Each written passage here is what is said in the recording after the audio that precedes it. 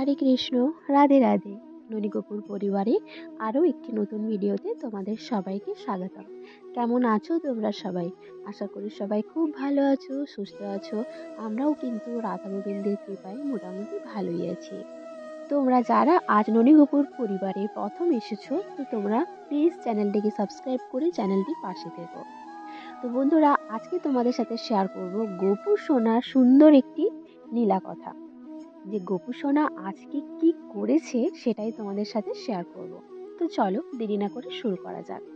এখন যেহেতু শীতটা অনেকটাই পড়ে গেছে, মানে ঠান্ডাটা অনেকটাই পড়ে গেছে, সেজন্য কিন্তু গোপাল সোনাকে ম্যাক্সিমাম টাইম আমি হালকা মানে পাতলা গেঞ্জির উপরে যে সোয়েটারগুলো হয় সেই সোয়েটারগুলো পরিয়ে, ক্যাপ পরিয়ে, সক্স পরিয়ে দিই। খুব একটা বেশি জুয়েলারি গোপাল সোনাদেরকে পরানো হয় না। তো আজকে সকাল থেকে গোপু সোনা করেছে ভীষণ বায়না। প্রথমেই করেছি কি দেখো, আজকে গোপু সোনার জন্য একটা লাল কালারের সোয়েটার বের করেছি, যে গোপু সোনাকে আজকে লাল কালারের সোয়েটারটা পরাবো। তো না, দেখছি গোপু সোনা লাল কালারের সোয়েটারটা থেকে আমার মনের মধ্যে এমন একটা চেঞ্জেস আসে। তো আমার মনে হয় যে গোপু সোনা ওটা না পরে এই যে যে তোমরা যে সোয়েটারটা এখন দর্শন করছো গোপু সোনা পরে আছে, হয়তো গোপু সোনার এটা পরার ইচ্ছে হচ্ছে। তো আমি ওই সোয়েটার চেঞ্জ করে দেখো গোপু সোনাকে এই সোয়েটার পরিয়ে দিয়েছি। তো ভাবলাম তারপরে যে গোপু সোনাকে ক্যাপটা শুধু পরিয়ে দিই। তো না, গোপু সোনা তো তাতে চলবে না। গোপু সোনা চাই সুন্দর ড্রেস আর তার সাথে সুন্দর গহনা। তো প্রথমেই দেখো, এতগুলো গয়নার মধ্যে আমি খুঁজে পাচ্ছিলাম না যে গোপু সোনাকে কোন গয়নাটা পরাবো এই ড্রেসটার সাথে। তারপর গোপু সোনা দেখছি নিজে নিজেই নিজের গয়না পছন্দ করে নিল। তারপর গোপু সোনা দেখো এই সুন্দর দুটো হার পছন্দ করেছে, আর কত সুন্দর লাগছে আমাদের ছোট্ট গোপু সোনাকে, তোমাদের ছোট্ট গোপু সোনাকে। তারপর গোপু সোনাকে কিন্তু চুলটা পরিয়ে দিলাম।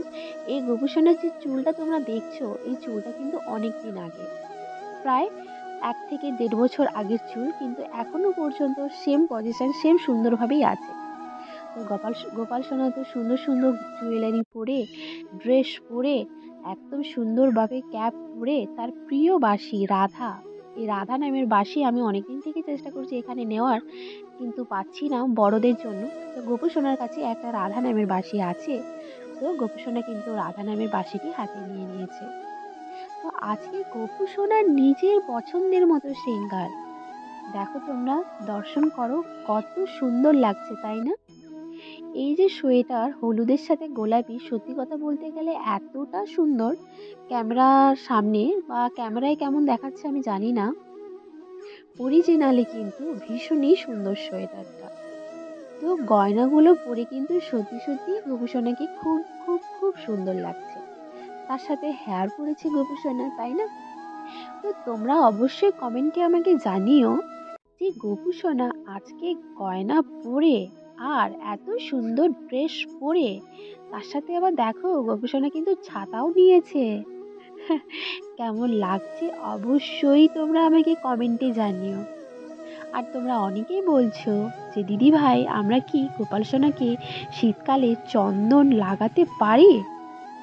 এরকম টাইপের অনেক রকমের প্রশ্ন কিন্তু তোমরা করছো।